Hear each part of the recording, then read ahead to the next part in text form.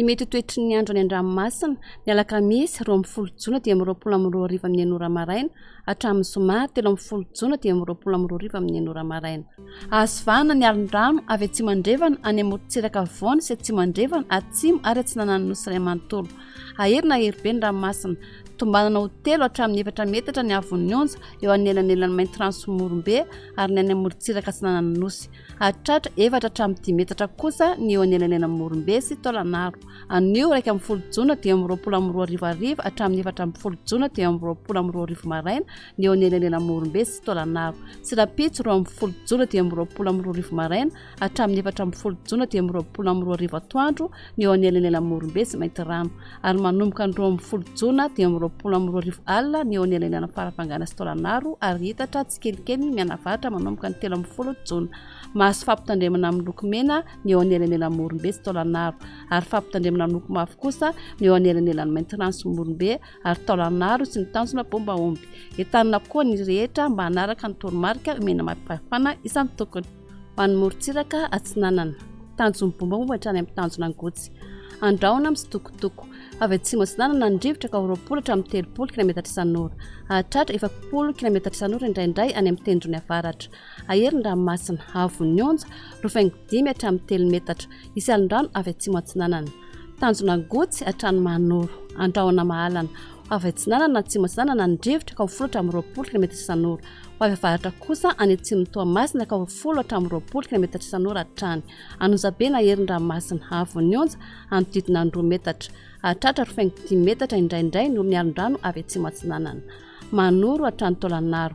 Andraona amin'ny sitokotoko na ibalika ny masoandro. Avy atsimo miandalana ny rivotra ka 20 hatramin'ny 30 km isan'ora. Anonjabe na herin'ny ranomasina avon'ny onja 2 metatra. Hatratra 5 metatra hatramin'ny 3 metatra any amin'ny tapany atsimo. Taolanaro hatrany amin'ny tanjona vohimena. Anorina tandrivon-drahona vitsy. Avy andrevana ny rivotra ka 20 hatramin'ny 40 km isan'ora.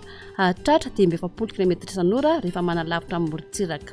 Anonjabe na herin'ny ranomasina avon'ny onja 3 hatramin'ny 10 metatra. Isy alin-drano vaventy avy atsimo andrefana. Ho an'ny morontsiraka andrefana.